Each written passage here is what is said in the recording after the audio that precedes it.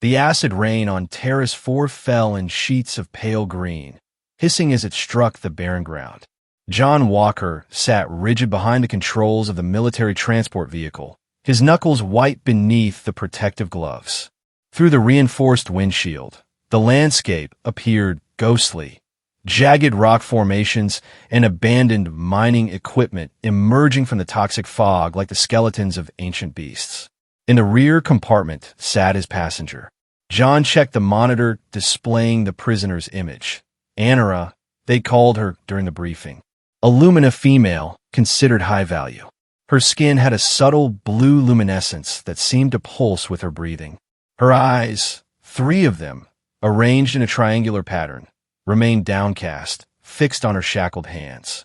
John had been ordered to transport her to Extraction Point Kappa, but everyone knew what that really meant.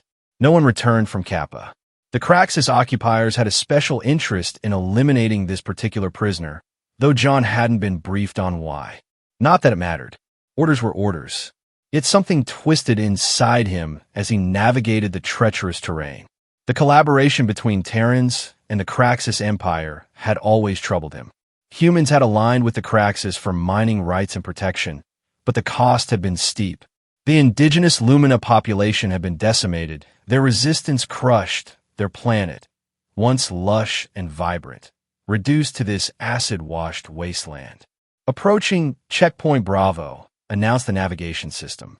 John slowed the vehicle. Through the rain, he could make out the imposing silhouette of the Craxus guard tower. 4 armored soldiers emerged, their exoskeletons giving them the appearance of metallic insects.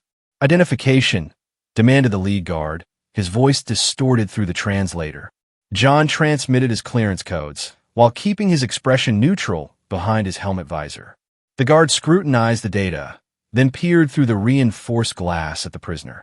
"The Lumina Rebel," he said, mandibles clicking. "They're waiting for her at Kappa." John nodded once, just following orders. After a tense moment, the barrier lifted. John accelerated smoothly, careful not to appear either hurried or hesitant.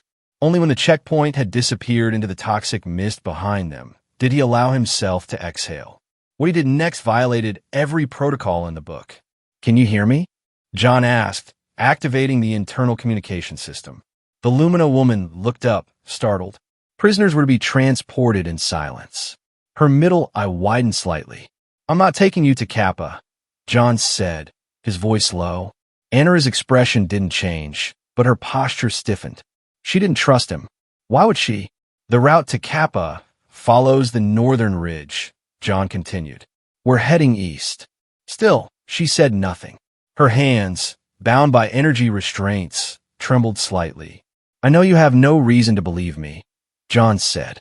"But in about 20 minutes, the Craxus are going to realize I've gone off route. By then, we need to be somewhere they can't follow." Anara finally spoke, her voice melodic despite its weariness. "Why would a Terran soldier help me?" John hesitated. How could he explain the guilt that had been building for years? The faces of the Lumina children he'd seen herded into camps? The slow realization that humanity had chosen the wrong side? "Because it's the right thing to do," he said simply. She studied him with all 3 eyes. "They will kill you for this." "Probably," John agreed, steering the vehicle into a narrow canyon where the tracking system would be compromised. "But I'm tired of being a part of this, of what we're doing to your people, your world." The rain intensified, drumming against the transport shell. Ahead, the canyon walls rose higher, offering temporary shelter from both the acid downpour and orbital surveillance. "My name is John Walker," he said, "and I'm trying to save your life." For the first time, a flicker of hope crossed Anara's face. "I am Anara," she replied, though she surely knew he already had this information. "And if you truly wish to help me, you have made an enemy of both our worlds." John nodded grimly. "Then we'd better make sure we disappear completely." The transport's warning system suddenly blared to life. "Alert! Deviation from authorized route detected. Return to designated path immediately." "They're faster than I expected," John muttered, accelerating deeper into the canyon. "Hold on." He deactivated the tracking beacon, knowing it would immediately signal his intentions to command. There was no turning back now. The narrow path ahead twisted between towering rock formations, barely wide enough for the transport. John navigated by instinct, pushing the vehicle to its limits. Alert! Pursuit vehicles detected. John glanced at the monitor. 3 Craxus interceptors were closing fast, their signatures unmistakable. "Can you pilot this vehicle?" he asked Anara. "Yes, but—" She razor-bound hands. John reached beneath his seat and retrieved a small device. With a quick motion, he deactivated her restraints. "I'm breaking every rule anyway," he said with a grim smile. "Besides, I need your hands free if we're going to survive the next hour." The restraints fell away.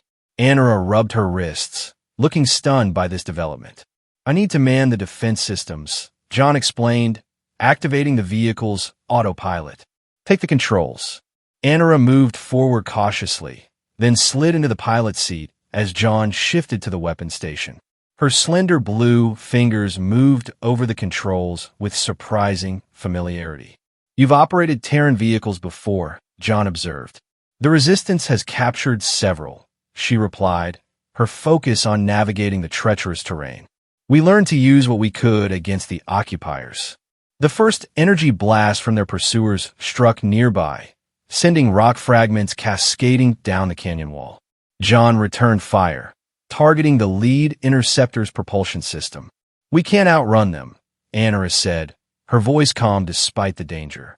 "This canyon opens into the Forsaken Plains in 2 kilometers. We'll be exposed." "I know," John said, firing another burst. "But there's a mining tunnel near the canyon exit. It's been abandoned since the eastern seam collapsed. If we can reach it—" A direct hit rocked their transport, sending warning lights flashing across the control panel. "Stabilizer damaged," Anara reported, compensating skillfully. "We're losing maneuverability." John scored a hit on one pursuer, sending it spiraling into the canyon wall in a satisfying explosion. But 2 remained, and their transport was wounded. "There!" He pointed to a dark opening nearly hidden by overgrown mineral formations. "The tunnel entrance." Anara aimed for it, but another blast struck them directly. The transport lurched, skidding sideways. John was thrown against the bulkhead as alarms screamed throughout the cabin. Through the chaos, he saw Anara struggling with the controls, but it was too late. The transport rolled, metal shrieking against stone before coming to rest on its side. "We need to move," John gasped, tasting blood. He grabbed his emergency pack and a pulse rifle. "They'll be on us in seconds." Anara was already extracting herself from the wreckage, moving with fluid grace despite the crash. John noticed she was injured. Luminescent blue fluid trickled from a gash on her forehead, but she showed no sign of pain. They stumbled from the ruined transport into the driving acid rain. John pulled a protective poncho from his pack and threw it over Anara. "This will shield you from the worst of it," he said, wincing as the rain seared his exposed skin. They half ran, half stumbled toward the tunnel entrance as energy blasts tore into the ground around them. The Craxus interceptors had landed, and armored troops were pursuing on foot. John fired backward, providing covering fire as they reached the tunnel. "Get inside," he shouted to Anara. She hesitated. "You're giving me a chance to escape alone." "That was the point of all this," John replied, still firing. "Go." Instead, Anara stepped forward, raised her hands toward the canyon walls, and closed all 3 eyes in concentration. At first, nothing happened. Then John felt it. A tremor, slight at first, then growing. The very rock seemed to respond to her, vibrating with increasing intensity. "What are you?" he began. The tremor became a localized earthquake. With a deafening crack, the canyon walls fractured, sending massive boulders crashing down precisely where their pursuers stood. Dust and debris billowed outward as the passage collapsed, sealing off their trail. Anara staggered, clearly exhausted by the effort. John caught her before she fell. "How did you do that?" he asked, awed. "My people are connected to the minerals of this world," she explained between labored breaths. "It is why the Craxus hunt us, why they fear us." John helped her into the tunnel as the dust settled behind them. The darkness was nearly complete, broken only by the soft glow of Anara's skin and the emergency light John activated. "That won't hold them forever," he said, scanning their surroundings. "But it buys us time." The tunnel stretched before them, a remnant of intensive mining operations. Support beams sagged ominously, and the air was thick with mineral dust. "We need to go deeper," John decided. "They're the network of abandoned tunnels that might lead us to the eastern ridges. The Resistance's outpost there, doesn't it?" Anara studied him with renewed suspicion. "How much do you know about the Resistance?" "Enough to know they're our best hope," John replied. "I'm a deserter now. The Craxus will execute me on sight, and my own people won't be much kinder." They moved deeper into the tunnel, guided by John's light and Anara's innate sensitivity to the surrounding rock.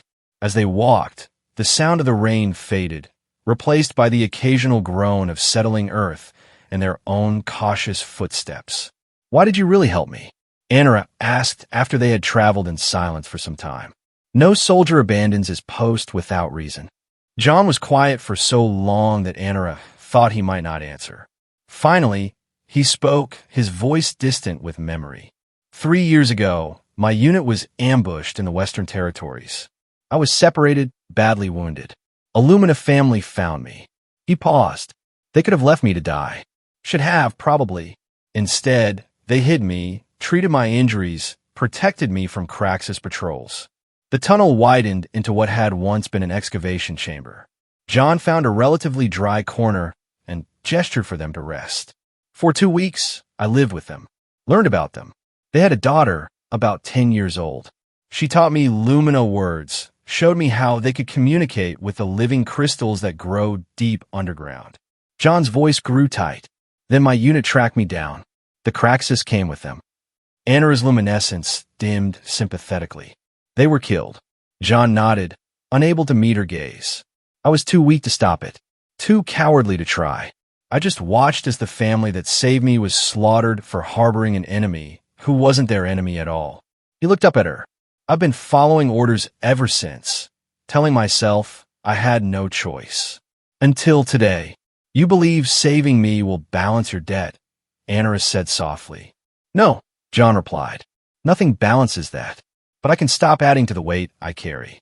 Anara was silent for a long moment. Then she reached out, her slender fingers hovering just above his hand.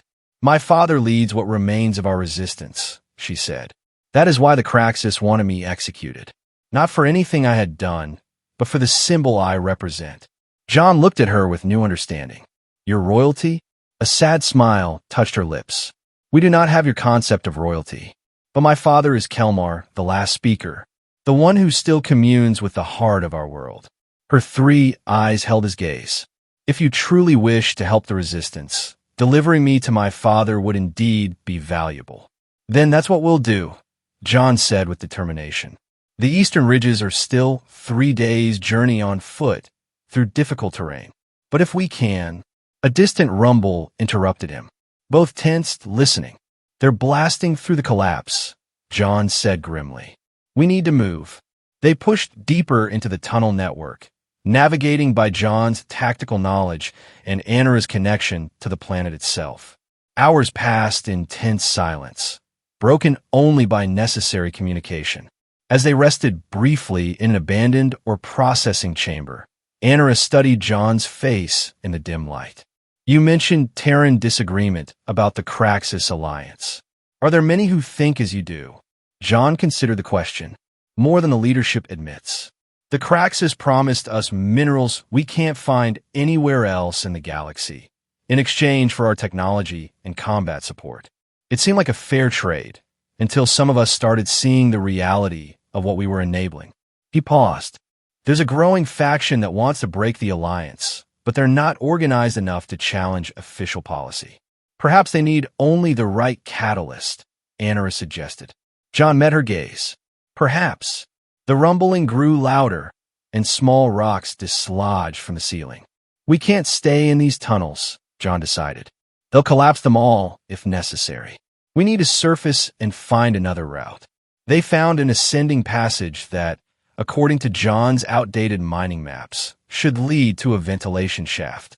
The climb was treacherous, with crumbling handholds and the constant threat of falling debris. John went first, testing each section before signaling Anara to follow.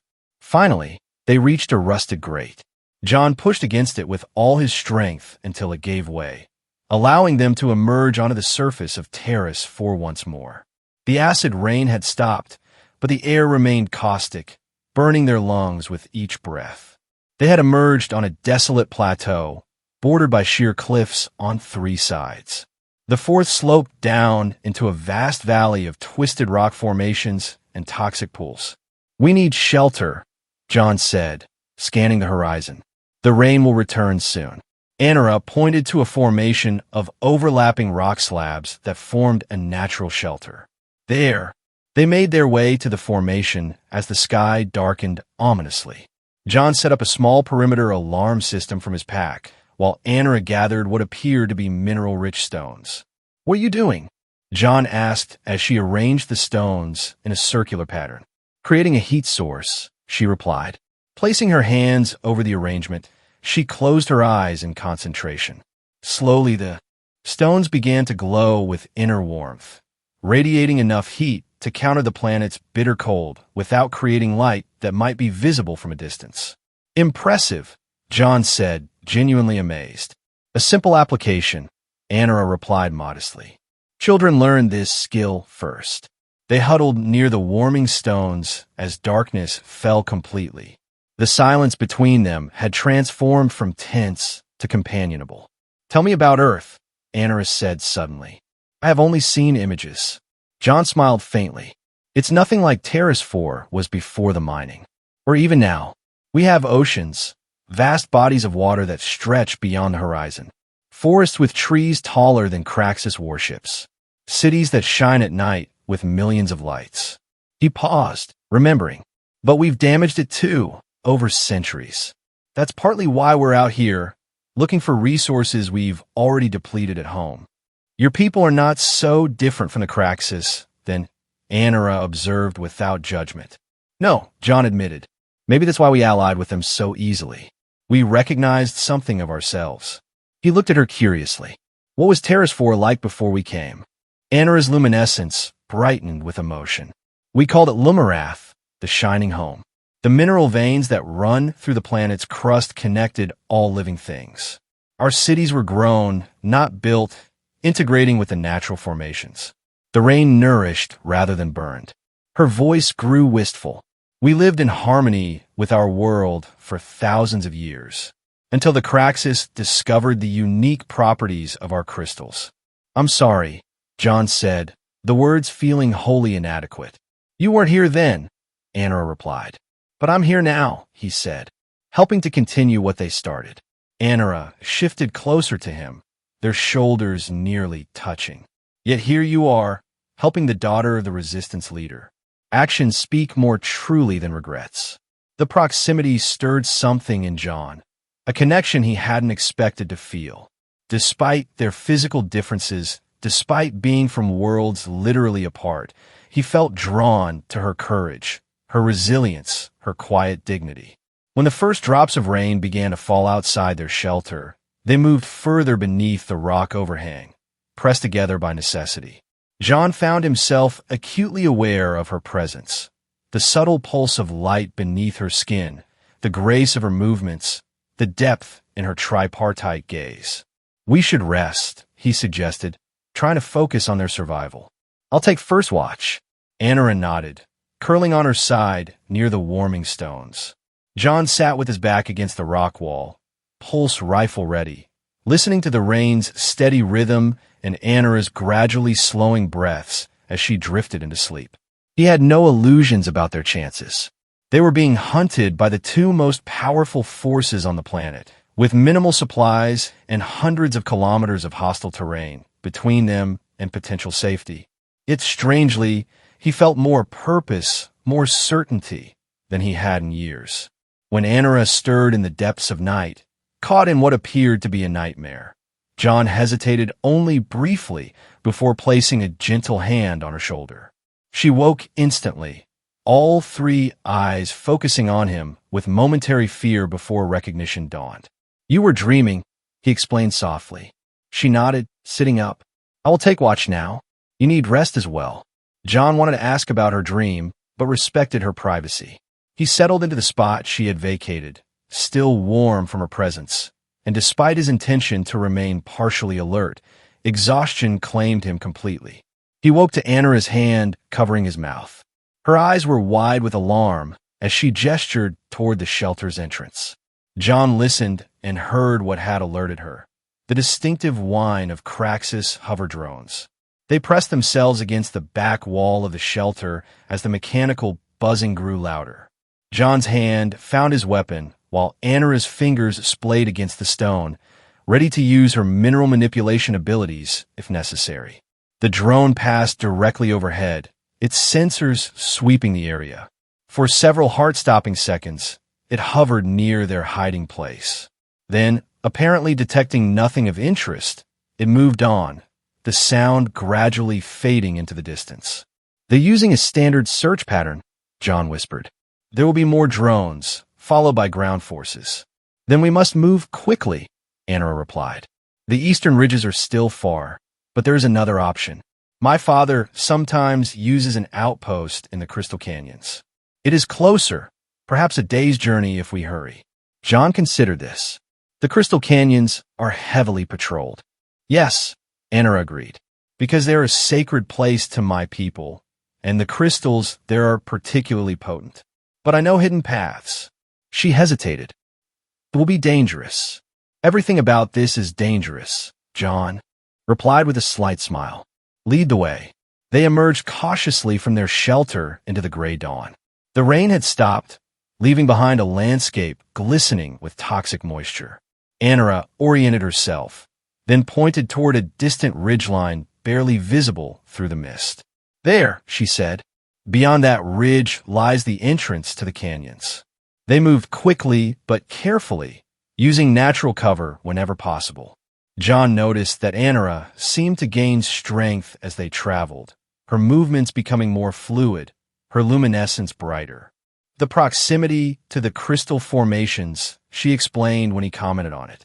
"They nourish my people." By midday, they had reached the ridgeline. From its crest, they could see the crystal canyons stretching below them, a maze of narrow passages between towering formations of translucent crystal that caught the light and fractured it into rainbow patterns. Even John, who had seen many wonders across multiple worlds, stood in awe. "It's beautiful," he breathed. "This is but a shadow of what once was," Anara said sadly. "Most of the larger formations have been harvested. What remains is considered too difficult to extract efficiently." The sound of engines interrupted their contemplation. Looking back the way they had come, John spotted 3 Craxus skimmers moving rapidly in their direction. "They've picked up our trail," he said urgently. "We need to get down into the canyons. Those crystal formations will interfere with their tracking systems." They half ran, half slid down the steep slope toward the canyon entrance, loose rock cascading around them. The skimmers were closing fast, and the first energy blast struck nearby as they reached the bottom. "This way," Anara called, darting into a narrow passage between crystal walls. John followed, marveling at how Anara navigated the confusing maze without hesitation. The crystal walls towered above them, creating an otherworldly corridor that bent light in disorienting ways. Behind them, he could hear Craxus troops entering the canyon, their harsh communication signals echoing off the crystalline surfaces. "They're deploying on foot," John warned. "The passages are too narrow for vehicles." "Good," Anara replied. "It means they are limited as we are." She turned suddenly into an even narrower crevice, one that John would have missed entirely. "Through here." The passage was barely wide enough for John to squeeze through sideways. It opened into a small chamber where crystal formations created a natural dome overhead. Light filtered through them, casting prismatic patterns across the ground. "We can rest here briefly," Anara said. "This place is shielded from most scanning equipment." John checked his water supply, running dangerously low, and offered the last of it to Anara. She accepted, taking only a small sip before returning it to him. You need it more than I, she explained. My people can absorb moisture from the air, even in this damaged environment. John drank gratefully. How much further to the outpost? If we maintain our pace, we should reach it by nightfall, Anna replied. But the most dangerous part of the journey lies ahead. The canyon heart is heavily patrolled. John checked his weapon's charge, also running low after the earlier firefight. We'll find a way through, he said with more confidence than he felt. Anna studied him with an unreadable expression. You are risking everything for someone who was your enemy. You were never my enemy, John corrected her. Just someone on the other side of a conflict I no longer believe in. Something shifted in Anna's gaze, a new warmth, a deepening connection. Impulsively, she reached out and touched John's face with slender fingers. He felt a tingling sensation, not unpleasant, as if a mild electric current passed between them. In my culture, she said softly, there is a belief that souls can recognize each other, even across the divisions of species and circumstance. John didn't pull away from her touch. We have similar beliefs, he replied. Soulmates, destined connections. The moment stretched between them, fraught with possibility. Then the harsh sound of Krax's communication devices echoed through the canyons, breaking the spell. We should move, John said reluctantly. They continued through the crystal maze, moving with increased urgency. The Krax's search pattern was closing in, forcing them to take increasingly difficult routes, scaling crystal formations, squeezing through tight spaces, occasionally doubling back to avoid patrols. As the alien sun began to sink toward the horizon, casting long shadows through the canyons, they reached what Anna called the canyon heart. A vast open chamber where massive crystal spires rose like the pipes of some cosmic organ. The space was breathtaking, but also terrifyingly exposed. The outpost is on the far side, Anna whispered, pointing across the 300 meters of open ground. But the space between is regularly patrolled. We must time our crossing carefully. They observed from concealment as a Kraxis patrol crossed the chamber, moving with the mechanical precision characteristic of their species. When the patrol disappeared into a passage on the far side, John and Anna exchanged a nod and broke cover, moving as quickly and quietly as possible across the exposed ground. They had covered perhaps half the distance when disaster struck. A drone appeared suddenly from between crystal formations, its sensors immediately locking onto them. Alarms blared as John raised his weapon and fired, destroying the machine in a shower of sparks. But the damage was done. Run, he shouted, as the sound of rapidly approaching Kraxis troops echoed through the chamber. They sprinted toward the far side, but before they could reach it, Kraxis soldiers poured into the chamber from multiple entrances, cutting off their escape. John and Anna found themselves backed against a crystal formation, surrounded. Surrender, deserter, commanded the Kraxis leader, his mandibles clicking with anticipation. The Lumina female is our priority, but her treachery has earned you special attention as well. John raised his weapon, knowing it was futile. There were at least 20 Kraxis soldiers, all heavily armed and armored. Beside him, Anna stood tall, her luminescence pulsing with defiance. If we surrender, we die anyway, John said quietly to her. I'm sorry I couldn't get you to safety. Perhaps there is another way, Anna replied, her voice barely audible. But it requires your trust. John nodded slightly. You have it. Drop your weapons, the Kraxis commander ordered, advancing. Now, Anna whispered. John dropped his weapon as Anna suddenly pressed both hands against the crystal formation behind them. Her body began to glow with intense blue light, which seemed to flow from her into the crystal. The effect spread rapidly, jumping from one crystal formation to another across the chamber, creating a network of pulsating light. The Kraxis troops hesitated, their compound eyes tracking the unexpected phenomenon. Then the ground began to shake. It started as a gentle tremor, but quickly intensified. Crystal formations vibrated, creating an eerie harmonic resonance that made John's teeth ache. Fissures appeared in the chamber floor, spreading outward from where Anna stood. What is she doing? The Kraxis commander demanded, his composure breaking. John had no answer, transfixed by the power flowing through Anara into the very heart of the planet. Her 3 eyes were wide open but unseeing, glowing with the same blue light that now filled the chamber. The earthquake intensified until John could barely keep his footing. Craxus soldiers were thrown off balance, some falling into the widening cracks in the ground. Crystal spires began to topple, crashing down among the panicking troops. "Fall back," the commander ordered, all thoughts of capture apparently forgotten in the face of this unexpected threat.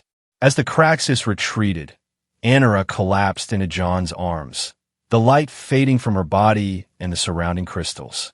The earthquake subsided almost immediately, leaving behind a transformed chamber, half collapsed, with new configurations of crystal exposed by the shifting earth. "Anara," John said urgently, cradling her limp form. Her luminescence had dimmed to a faint glow, her breathing shallow. Her eyes fluttered open after a moment. "The passage," she whispered weakly. "Behind us now." John looked where the crystal formation had stood. In its place was an opening, revealed by the Earth's movement, a passage that had been hidden until Anara's manipulation of the crystals and minerals had exposed it.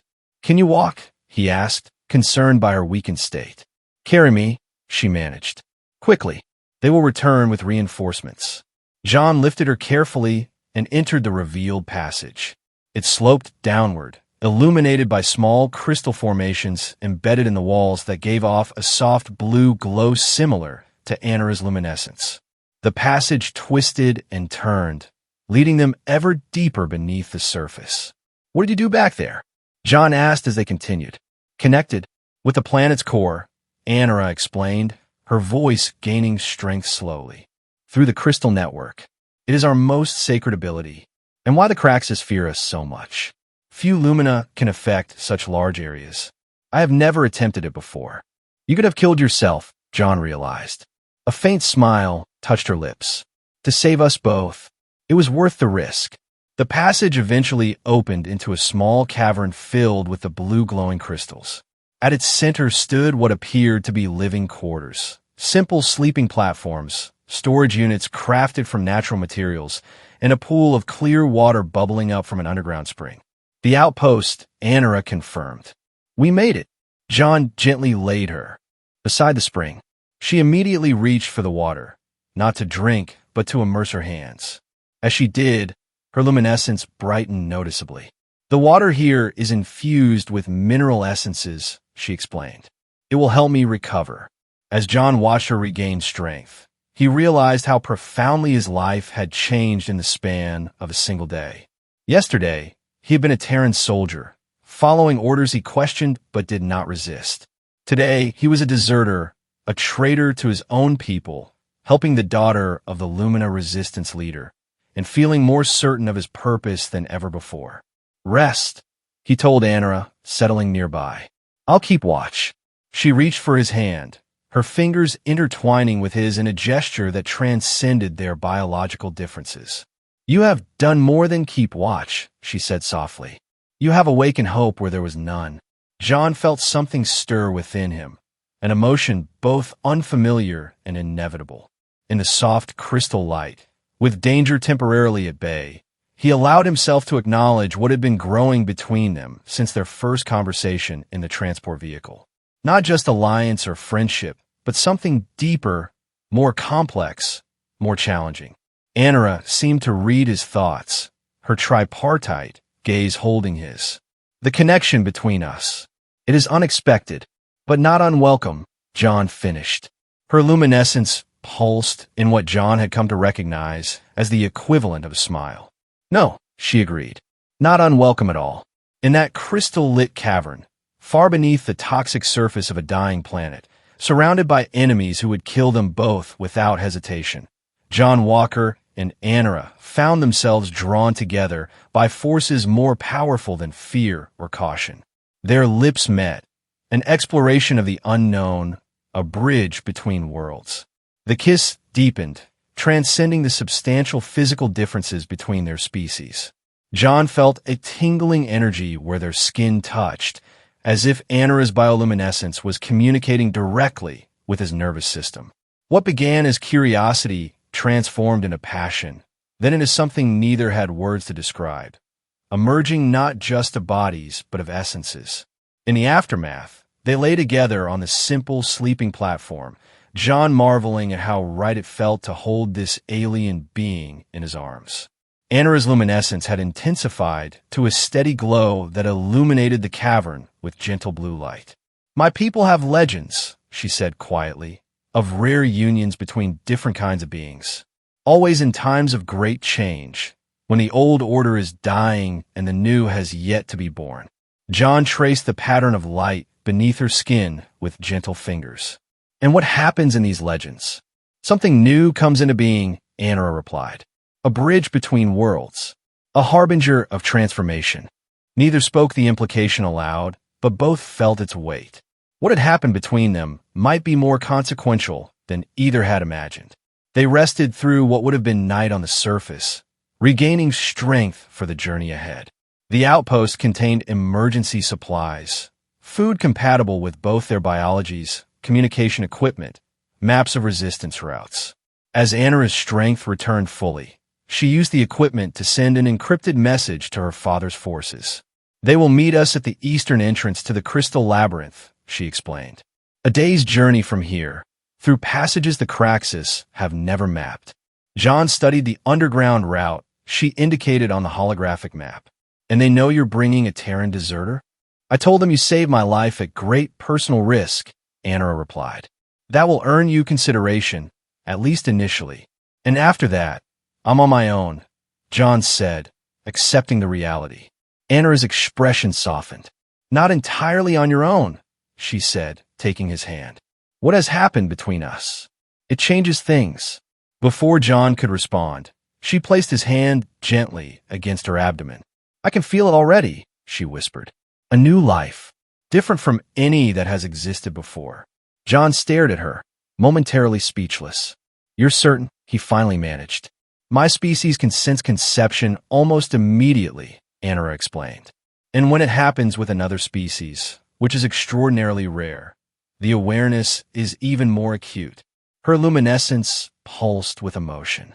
"This child will be unique in all the galaxy. Part terran, part lumina." John felt a surge of conflicting emotions: wonder, fear, protectiveness, uncertainty. "I didn't know this was possible." "Neither did I," Anara admitted. "It has never happened between our peoples before." She placed her other hand over his. "This changes everything, John Walker. Not just for us, but perhaps for both our peoples." John nodded slowly, the implications unfolding in his mind. A child of two worlds, a living bridge between species currently locked in conflict. The Craxus would stop at nothing to prevent this, he realized aloud.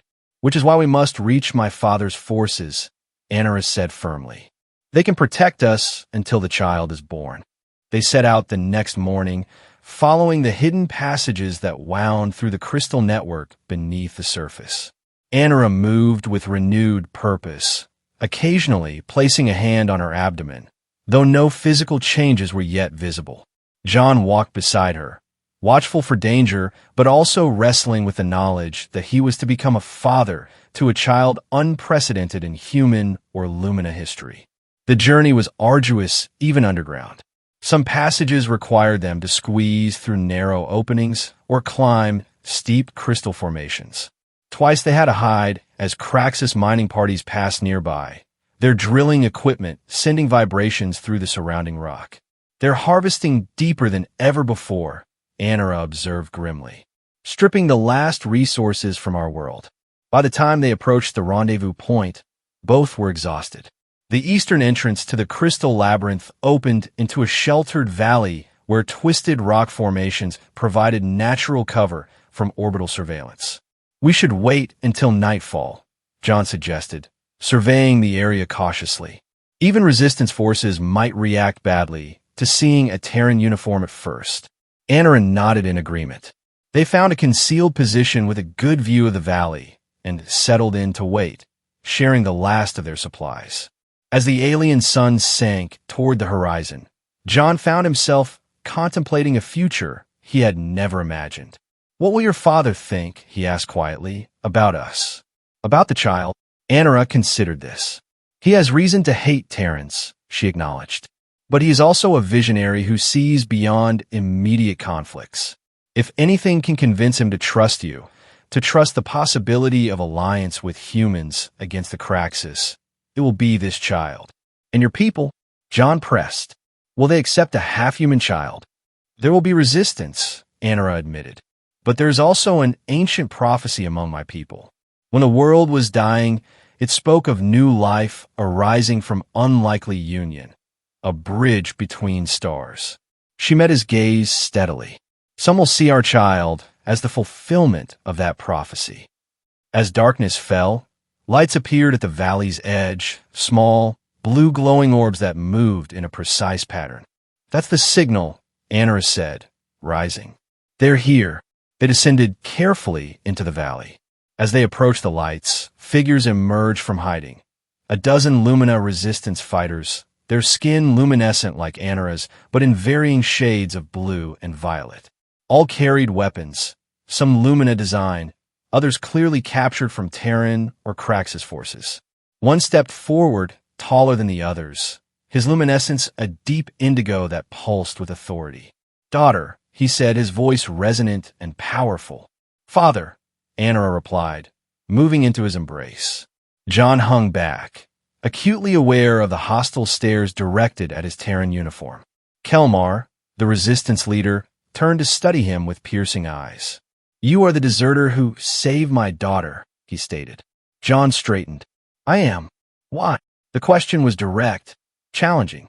"Because it was right," John answered simply. "Because I've been on the wrong side of this conflict, and I couldn't continue to be part of it." Kelmar studied him for a long moment, then turned to his daughter. "And you trust this human?" Anara moved to John's side, taking his hand in a gesture that caused murmurs among the watching resistance fighters. "I do," she said firmly. "And there's more." She looked at her father directly. "I carry his child." The statement caused an immediate uproar. Resistance fighters spoke over one another in the musical Lumina language, some sounding outraged, others awed. Kelmar raised a hand for silence, his luminescence pulsating with controlled emotion. "Is this certain?" he asked his daughter. "It is," Anara confirmed. "A union unprecedented, but real." Kelmar was silent for a long moment, his three eyes moving from his daughter to John and back again. Finally, he spoke. "There's an ancient saying among our people. When old paths end, new stars must guide us." He approached John slowly. "I have hated your kind for what they have helped do to our world. But if my daughter sees value in you, and if this impossible child exists, perhaps there is a new path opening before us all." One of the other resistance fighters stepped forward, his luminescence flaring with anger. "Kelmar, you cannot possibly accept this human among us. His people have aided in our destruction for years, as have some of our own," Kelmar replied calmly. "Yet we offer redemption to those who choose to fight alongside us." He turned to John. "What do you seek, Terran?" "A chance to help end this conflict," John answered. "Honestly, to protect Anara and our child, and eventually to convince more of my people that the alliance with the Craxus is wrong." Kelmar considered this, then nodded once. "You will come with us to our sanctuary.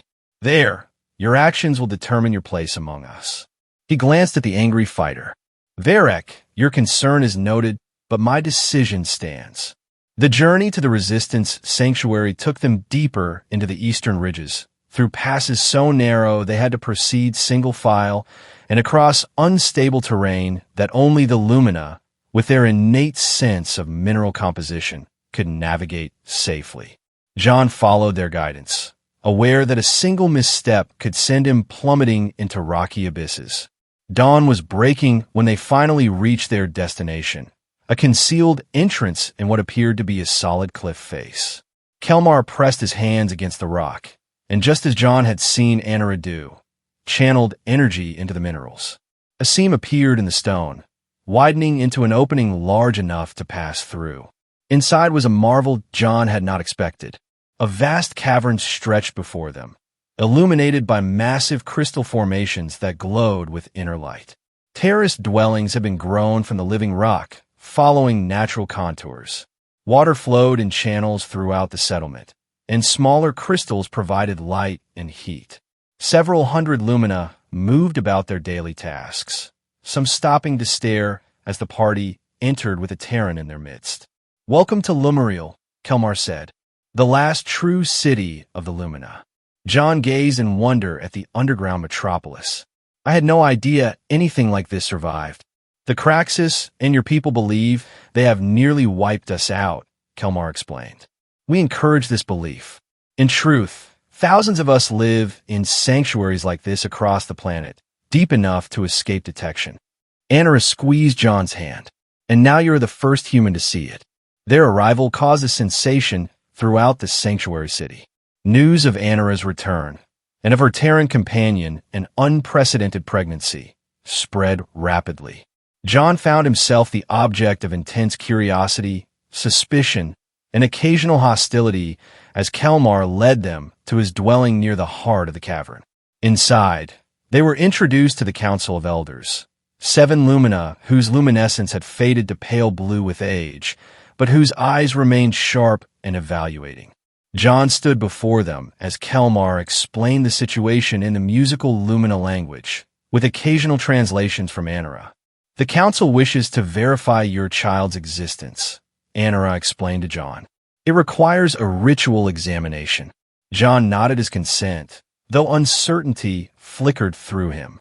Anara lay on a crystal platform as the eldest of the council approached, placing gnarled hands over her abdomen.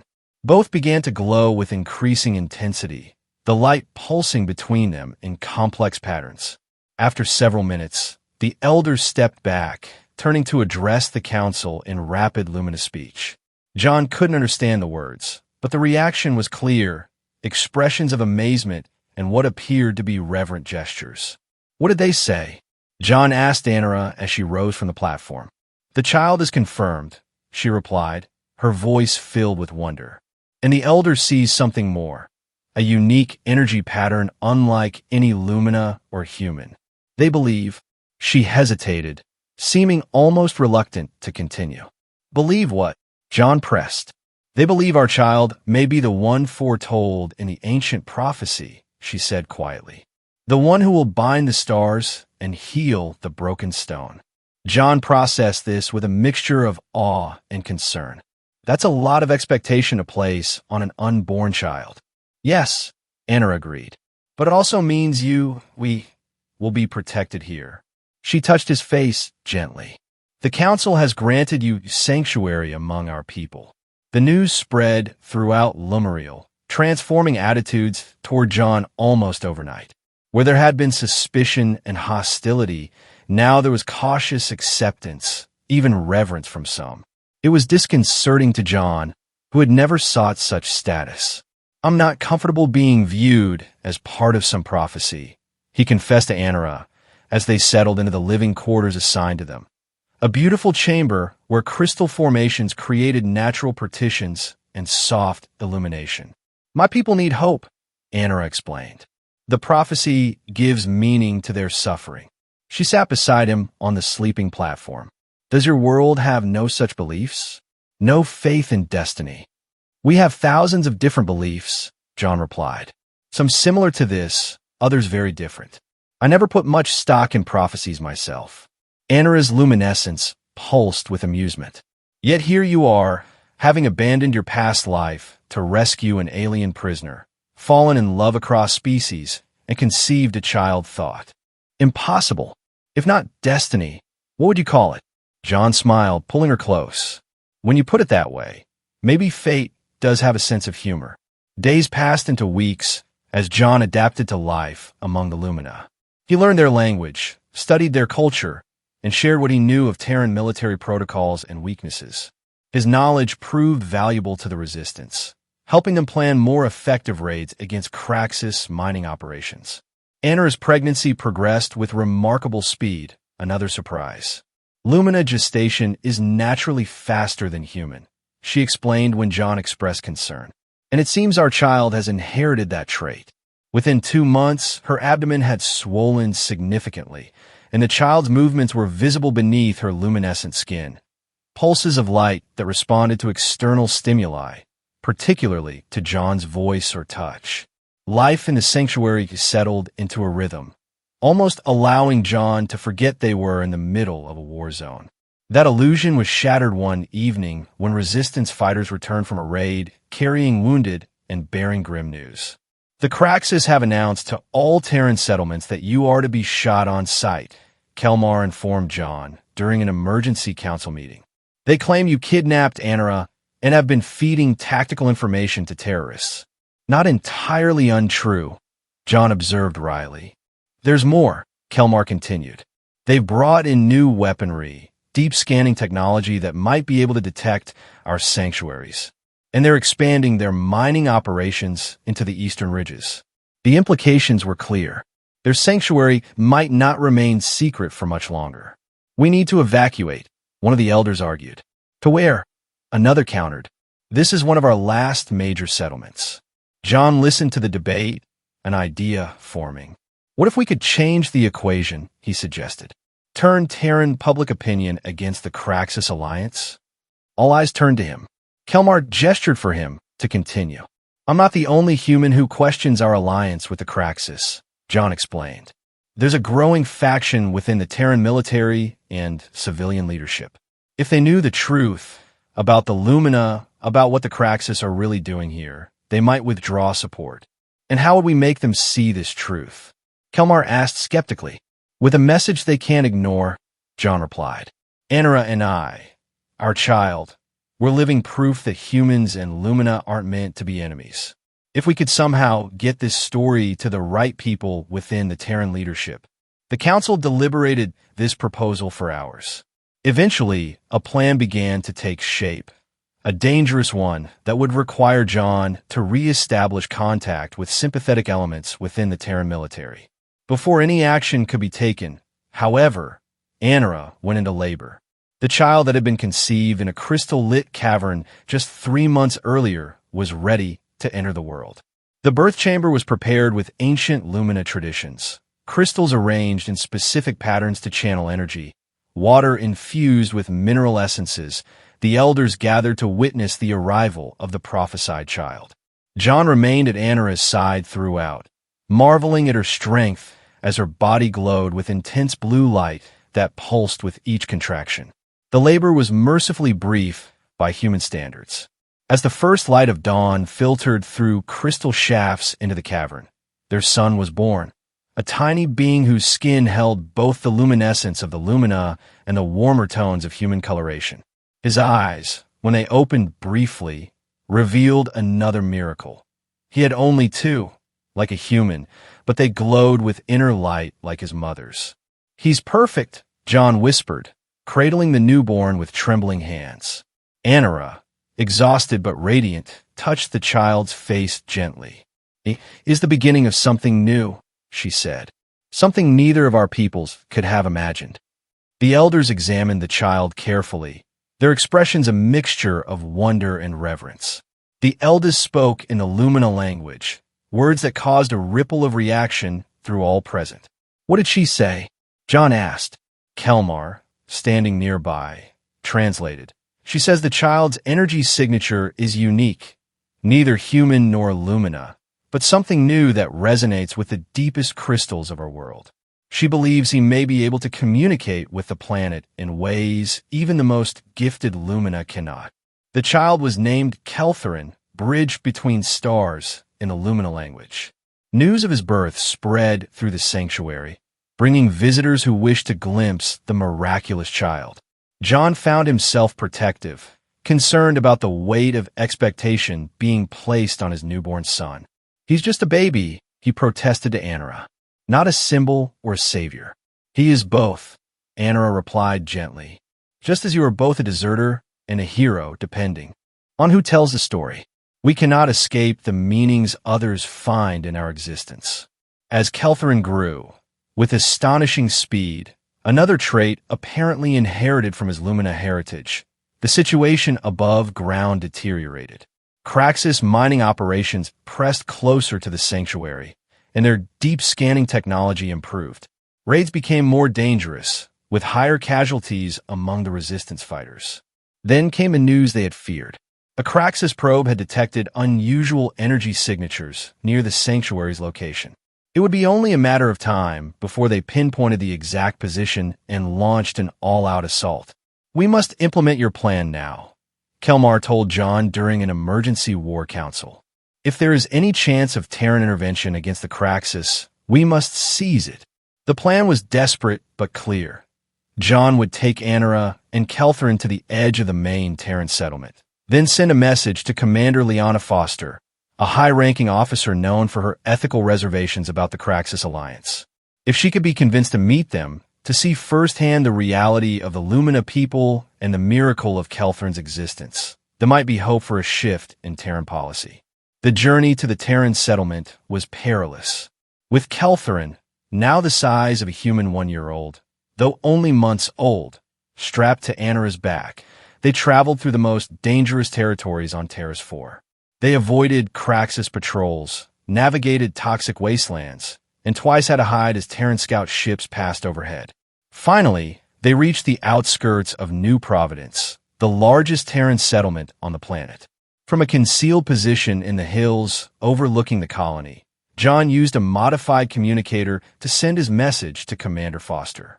"Now we wait," he told Anara, who cradled their sleeping son in a small cave, "and hope she's curious enough to come alone." Hours passed with no response. John began to fear his message had been intercepted, or worse, that Foster had immediately reported it to Craxus authorities. Then, as dusk approached, a small Terran vessel appeared, setting down at the coordinates John had specified in his message. A single figure emerged, a tall woman in a Terran military uniform with commander's insignia. She carried a sidearm, but had come alone as requested. "Stay here until I signal it's safe," John told Anara, who nodded tensely. John emerged from hiding, approaching slowly with his hands visible. Commander Foster spotted him immediately, her hand moving to her weapon but not drawing it. "Walker," she said as he came closer, "you're either very brave or very foolish to contact me." "Probably both," John admitted, stopping a respectful distance away. "Thank you for coming, Commander. I'm curious what could make a decorated officer desert his post and join the enemy," Foster replied. "Your message mentioned a discovery that would change everything. I assume you didn't risk execution just to chat about old times. What do you know about the Lumina?" John asked. Foster frowned. "Hostile indigenous species. Dangerous abilities to manipulate geological structures. Nearly extinct according to Craxus intelligence. And what if I told you the Craxus have been lying to us from the beginning?" John pressed. "That the Lumina are a peaceful, advanced civilization that was defending their home from invaders? That they're not nearly as extinct as the Craxus claim? And that humans and Lumina are far more compatible than anyone realized?" Foster's expression remained skeptical. "I'd say you'd need extraordinary evidence for such extraordinary claims." John nodded, then turned toward the cave. "Anara," he called. "It's safe." Foster's hand tightened on her weapon as Anara emerged, Keltherin in her arms. The commander's eyes widened, first at the sight of a living Lumina, then fixing on the child with undisguised amazement. "Commander Foster," John said formally, "I'd like you to meet Anara, daughter of Kelmar, leader of the Lumina Resistance." And this, he moved to stand beside his family, placing a gentle hand on his son's head, "is Keltherin, our son." Foster approached slowly, her training warring with wonder. "That's impossible," she murmured, staring at the child who was clearly neither fully human nor fully Lumina. "Apparently not," John replied. "And he's not just a biological miracle. The Lumina believe he fulfills an ancient prophecy, one that might help end this conflict." For the next hour, John and Anara told their story, explaining the true nature of the Craxus occupation, the hidden Lumina civilization, and the possibility of a new alliance that could drive the Craxus from Terrace 4 entirely. Foster listened without interruption, her expression shifting from skepticism to consideration to something approaching belief. When they finished, she looked again at Keltherin, who had awakened and was watching her with curious, glowing eyes. "I've had doubts about the Craxus for years," Foster admitted. "Many of us have, but we've never had a viable alternative. The minerals here are too valuable to simply abandon." "The Lumina understand your need for resources," Anara said. "My father is prepared to negotiate fair mining rights, sustainable extraction that doesn't destroy the planet, in exchange for help removing the Craxus." Foster was silent for a long moment, weighing possibilities and consequences. "There's a faction within Terran Command that would support this," she finally said. "But we need more than just your word. We need proof that the Lumina are numerous enough and organized enough to be real allies." "We can provide that proof," John assured her. "But we need your protection to bring it forward." Foster studied the small family before her, the deserter, the alien woman, and their impossible child. Something shifted in her expression, a decision crystallizing. "I have a transport vessel with a secure hold," she said. "I can get you into the settlement undetected. From there, we can contact the sympathetic faction and arrange a meeting with Lumina representatives." "It's a risk," John warned Anara. "If Foster is detected or decides to betray us." "All paths forward contain risk," Anara replied calmly. "But I believe in her honor." She looked directly at Foster. "As I came to believe in yours." The commander nodded once, accepting both the compliment and the responsibility. "We leave immediately. The longer we delay, the greater the chance of discovery." Under cover of darkness, Foster smuggled them into New Providence, concealing them in her private quarters. From there, she contacted trusted allies within the Terran command structure, arranging a secret meeting for the following night. 6 senior officers will be present, she informed John and Anara. All have expressed concerns about the Craxus alliance. All have the influence to push for change, if convinced. "And if they're not convinced?" John asked. Foster's expression hardened. "Then we've all committed treason for nothing." The meeting took place in a secure underground bunker, ostensibly for a routine strategic review. One by one, the officers arrived, their shock evident as they were introduced to Anara and Kelthrin. John recognized several, men and women he had served with, who now regarded him with mixtures of curiosity, disappointment, and reluctant respect. Admiral Takada, the highest-ranking officer present, spoke first after John and Anara had presented their case. "What you're proposing would violate our treaty with the Craxus Empire. It could lead to open war, not just here, but across multiple systems." "The Craxus aren't as powerful as they want us to believe," John countered. "Their empire is overextended, their resources strained. That's why they're stripping Terrace 4 so aggressively. They need us more than we need them. And you believe the Lumina could be more valuable allies?" General Rivera asked, his gaze fixed on Kelthrin, who sat quietly in Anara's lap, observing the proceedings with unervingly adult attention. "I do," John affirmed. "Their understanding of this planet's geology alone would allow for more efficient, less destructive mining. And their abilities, which the Craxus have painted as threats, could be powerful assets." Leaving aside strategic considerations, Commander Foster interjected, "There's a moral dimension we've ignored too long. The Craxus misled us about the nature of this conflict. We've been helping them subjugate an advanced, peaceful civilization." Debate continued for hours, with questions directed at both John and Anara. Kelthrin, surprisingly, became a focal point, his very existence a testament to possibilities none had considered. When he approached Admiral Takada without fear, placing a small hand with faint luminescence on the older man's knee, something shifted in the room's atmosphere. "We need to meet with the Lumina leadership directly," Takada finally decided.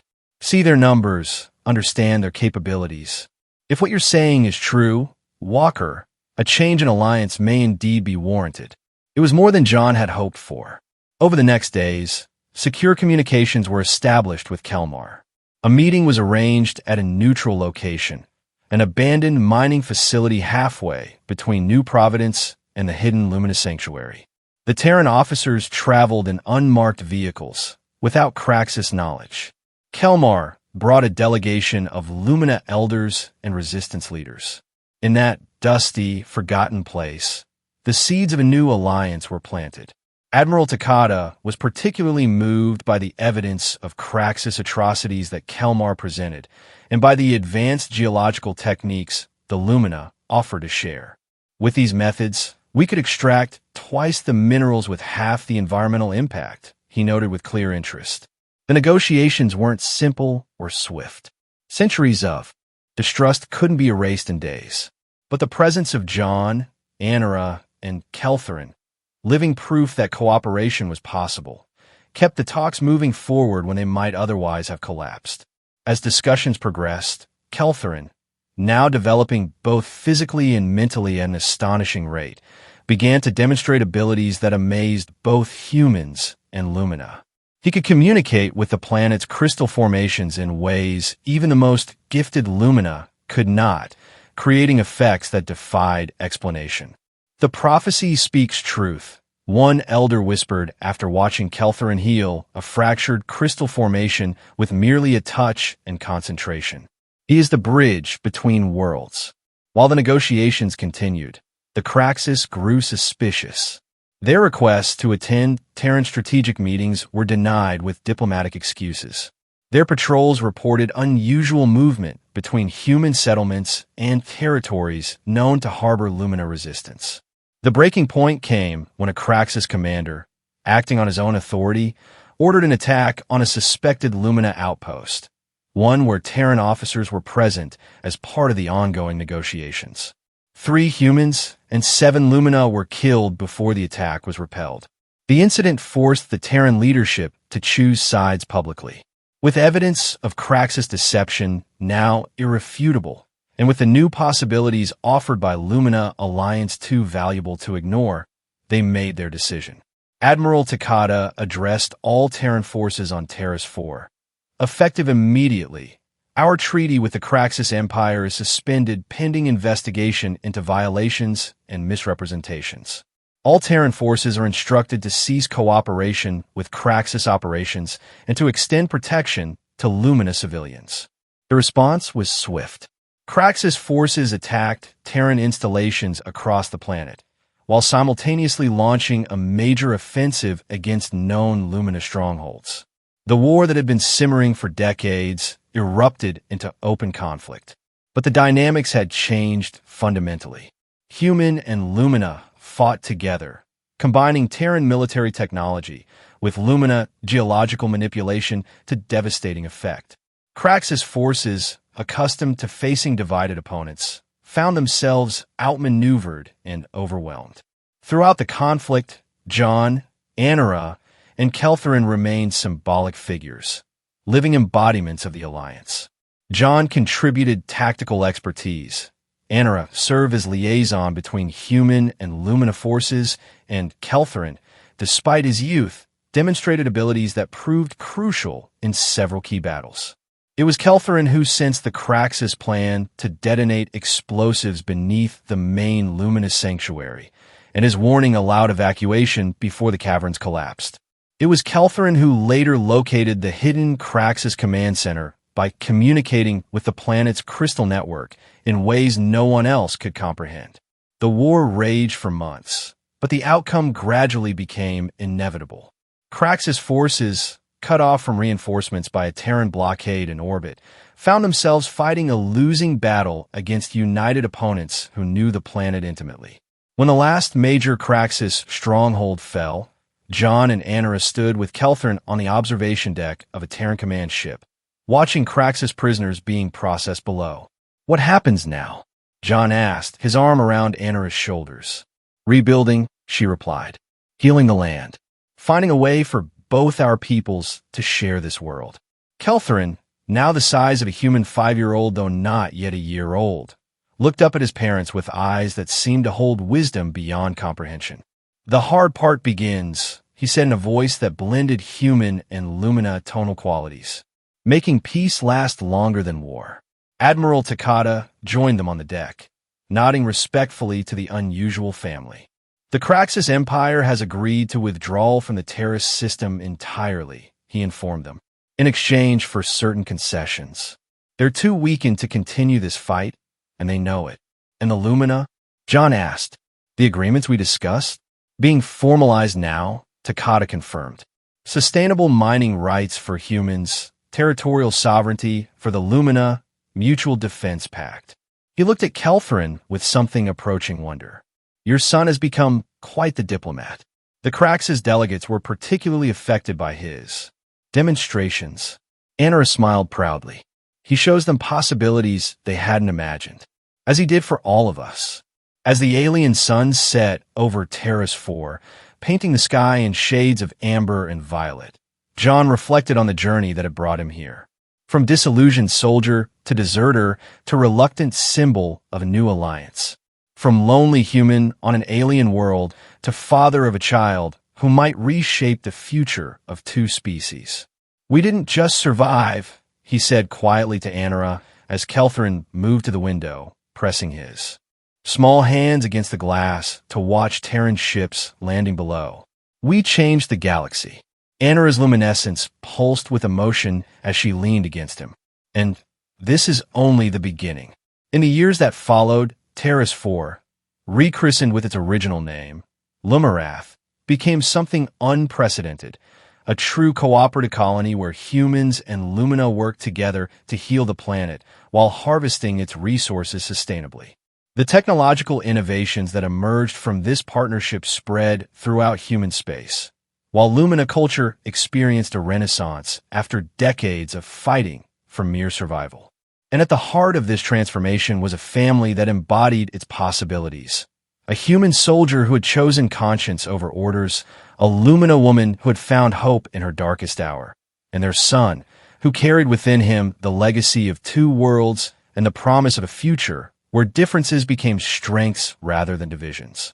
The prophecy had been fulfilled, though not in the way anyone had expected. The bridge between stars had indeed been built, not through cosmic events or supernatural intervention, but through courage, compassion, and the most powerful force in any galaxy, love that transcended every boundary.